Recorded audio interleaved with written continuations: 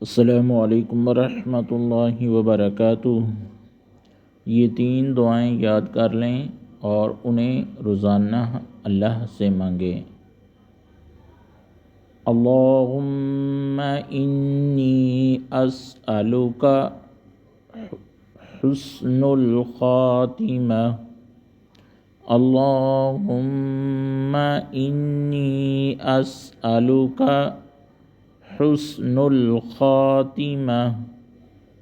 اللہم انی اسألک حسن الخاتمہ۔ اے اللہ میرا خاتمہ اچھا کرنا۔ دوسری دعا، اللہم ارزقنی توبۃ نصوحا قبل الموت۔ اللہم ارزقنی توبۃ نصوحا قبل الموت۔ اللہم ارزقنی توبۃ نصوحا قبل الموت۔ اے اللہ موت سے پہلے مجھے سچی توبہ نصیب فرما۔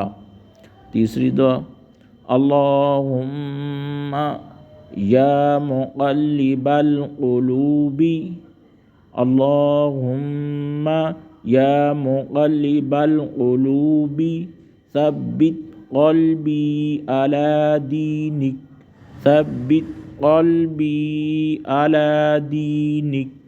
اللہم یا مقلب القلوب ثبت قلبی علی دینک۔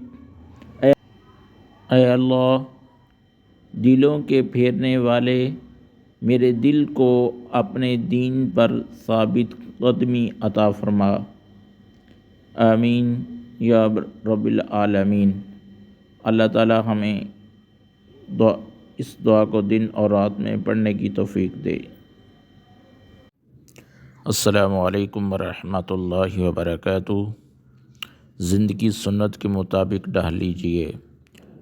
میاں جی کے دور میں کوئی چیز کم ہو تو اس کے ریٹ بڑھا دیتے ہیں۔ یہ آج کل فصل کم ہے تو گندم کم ہے تو یہ مہنگی ہو جاتی ہے۔ آج کے دور میں نیک اعمال کم ہیں تو ابتداء سنت کم ہے تو پروردگار نے ریٹ بڑھا دیے ہیں۔ گندم کم ہو تو کہتے ہیں اینا یہاں سے ملتی ہے خرید لاؤ۔ سبحان اللہ۔